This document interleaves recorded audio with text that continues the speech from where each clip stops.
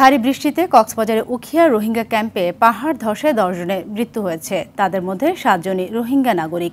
সকালে এই দুর্ঘটনা ঘটে। নিহতরা হলেন উখিয়া রোহিঙ্গা ক্যাম্প 8 ইস্ট এর মোহাম্মদ হারেস, ক্যাম্প 1 ওয়েস্টের পুটনি, ক্যাম্প 10 ব্লক এফ এর মোহাম্মদ কালাম, সেলিনা খাতুন, আবু মেহের, জয়নব বিবি, ক্যাম্প 9 এর মোহাম্মদ হোসেন আহমেদ ও তার স্ত্রী আনোয়ারা বেগম এবং স্থানীয় বাসিন্দা আব্দুল করিম। নিহতদের লাশ ময়না তদন্তের জন্য হাসপাতালে পাঠানো হয়েছে। এদিকে ঘটনার পর ঝুঁকিপূর্ণ এলাকার বাসিন্দাদের নিরাপদ আশ্রয় সরিয়ে নেওয়া হচ্ছে বলে জানিয়েছে কক্সবাজার জেলা প্রশাসন।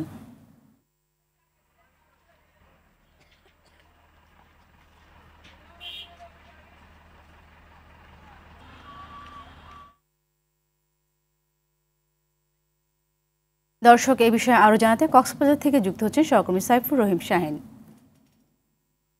শাহিন, বৈরী আবহাওয়ার মধ্যে পাহাড়ের বাসিন্দাদের আগে থেকে সতর্ক করা হয়েছিল কিনা জানাবেন, আর এই উদ্ধার অভিযানের সর্বশেষ কি তথ্য আছে আপনার কাছে?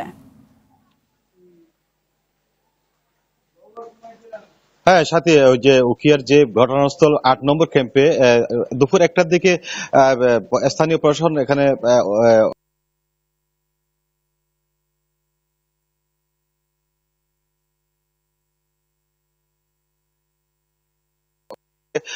লাশ সৎকারের জন্য তারা প্রদান করেছে এবং পরবর্তীতে আরো সহযোগিতার আশ্বাস দিয়েছেন এবং এ পর্যন্ত তিনি আপডেট তথ্য আমাকে জানিয়েছেন 7 জন রোহিঙ্গা তারা রোহিঙ্গার লাশ উদ্ধার করতে পেরেছেন এবং বাংলাদেশি দুজনের লাশ উদ্ধার করতে পেরেছেন এবং আগে থেকে যে সতর্কতা সেটা ঘোষণা করা হয়েছিল প্রশাসনের পক্ষ থেকে, কিন্তু রোহিঙ্গাদের অসতর্কতার কারণে তারা যেহেতু গভীর ভোর রাতে বাসার মধ্যে ছিল, বাড়ির মধ্যে ছিল, সেখানে হঠাৎ করে পাহাড় ধসের কারণে, অতিবৃষ্টির কারণে এই রোহিঙ্গাদের হতাহতের ঘটনা ঘটে।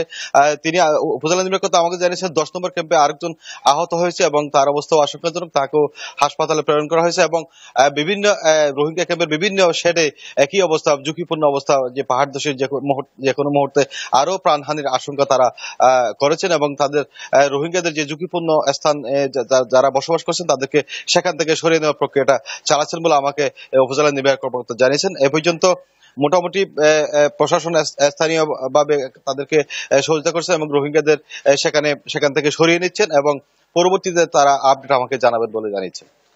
তো সাথে এ হচ্ছে কক্সবাজারের রোহিঙ্গা ক্যাম্পের সর্বশেষ তথ্য। অসংখ্য ধন্যবাদ আপনাকে।